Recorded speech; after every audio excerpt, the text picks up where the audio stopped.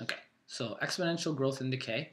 They really want you working with function notation when you do that, and function notation is just essentially our function given some variable, okay? And who knows what the function is really equal to yet.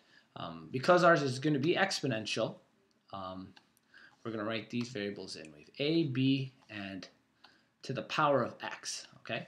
And really, because this says function of x, what it's saying is x is going to be our variable in this question. And I've written a and b because they stand for two different things. A stands for an initial amount.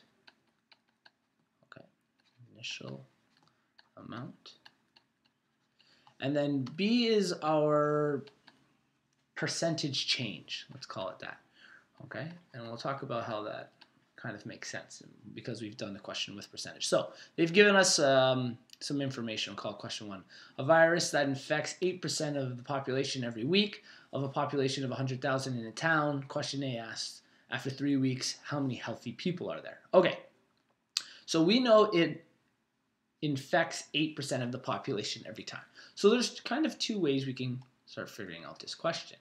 We can try to figure out how much of the population gets infected every week, and go by week, or we can put it into an exponential function. So an exponential function, like we said, is written with our initial amount, which is our a, and b can be actually broken up. I'm going to tell you how b can be broken up. So we're going to split it up. First of all, we know the initial amount is 100,000 in town, right?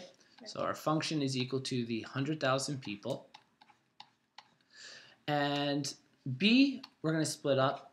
B is essentially 1 plus or minus our growth or decay rate. Growth or decay rate. And then it goes to the power of x. So what does that really mean? Well, what we're trying to figure out is how much of the population is depopulation growing, is it decaying, or are we finding certain amounts of it? We said that 8% of the population is infected every single month, right?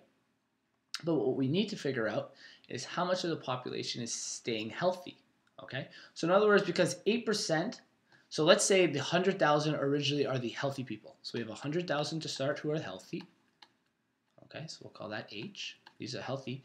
And it's decreasing the amount of healthy people by 8% per week, right? So because it's going down, we're talking about a decaying population of healthy people. There are going to be always less than 100,000 healthy people every single week because it's continuously infecting the town. They'll say there's no cure to this or something. Okay, so we have to figure out how many healthy people are less per week. So after 1 week, and we can check this easily, we're going to have our original 100,000 people with 1, and now because I said it was decay, we're talking about subtraction. So minus, and that 8% we have to write as a decimal, 0.08. And because we're calculating, we're just going to say for 1 week, okay? Even though the question says for 3, we'll get into that after. For 1 week, that would be our cycles, which is our x, our variable. So that would be to the power of 1. So what this is saying is we're taking the number 100,000, and when I subtract that from 1, I'm actually going to get 0.92 to the power of 1. Well, to the power of 1 won't change anything. What's important here is look at this number as a percentage. Think of it like 92%, right? Because it's going down 8% every month, or sorry, every week, what's happening is 92% of the original population will stay healthy week to week. Okay, so it's going to drop from 100% of the population being healthy to 92 every week. That idea kind of makes sense? Yeah. Okay, so when we go to multiply that, it's going to be pretty simple. We're going to end up actually with 92,000 people are healthy after 1 week, okay? But our goal was to figure out after 3 weeks, right? So we could do this week to week. We can take our old population. So like we did here, we had 100,000, right? And then we multiplied the original 100,000 by 8%, and what that is actually 8,000. Okay, and we're going to subtract now, so we get our 92,000. And then you could go up, that'd be week 1. Then week 2, we take the 92,000, do a side calculation on the side, so 8% of that, and subtract it find a new amount, then week 3, right? So we can continue this process, but when they get into a large amount of weeks, it becomes very tedious. That's why we use this exponential decay or growth. So for 3 weeks, well, we're looking at f at x is equal to 100,000 people with 1 minus 0.08, that being the decay rate, over a certain amount of weeks. Because we said it was 3 and they wanted function notation, what we're finding is f at 3 is equal to 100,000. When we subtract that, it's going to be 92, right? 0.92 to the power of 3. Now what happens when you multiply decimals by themselves over and over again, they decrease in size. They'll get smaller and smaller, which makes sense because the more weeks that pass, there's going to be less healthy people, right? More and more people are going to be getting sick. So let's use our calculator to figure that out. 0.92 to the power of 3, 0.778688. So I'm going to rewrite that. 0.778688.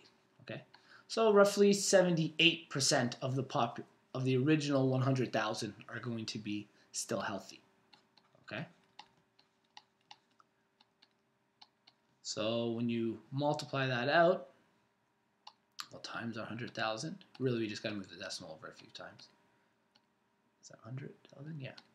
We get 77,868.8. So in other words, 77,868.8. But we really don't have a 0.8 of a person. What we'll say is that person's, originally contracting. So approximately 77,868 people are still healthy after 3 weeks here. Okay, so this was kind of a decay formula. What if they had asked us though in the same question, after those 3 weeks, how many are sick? So as a follow-up. Okay, so part B. Actually, let's go how many are sick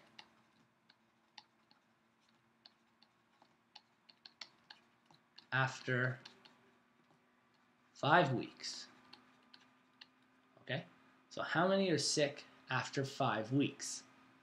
What we have to figure out here is we're going to actually have to do some subtraction here. We'll use the same formula we used before, okay, because it was going down by 8% every time. We'll take that original formula, our f at x, okay, and we'll figure it out for 5 weeks. So we'll do this one a little faster. We'll go f at 5 is equal to the 100,000 times 1 subtract 0.08 to the power of 5, right? I can do this all in my calculator in one shot, especially because I know that 1 subtract that is going to be 0.92 to the power of 5. So let's do 0.92 to the power of 5 equals, and then times 100,000, right? And 65,908. 65,908 people are what? Sick? Is that how many people are sick, or did this? No, healthy. Healthy, that's right. So this is how many are healthy. Well, how many people are sick does that mean? What do we do with this value? 100,000 subtract. Exactly. We take the original amount, and we subtract how many people are still healthy to figure out how many got sick in this process. So, take that 100,000 minus 65,908, 34,092. So 34,092 people are sick after 5 weeks. So this is spreading quite a bit here. Okay. Does that make sense for an exponential function?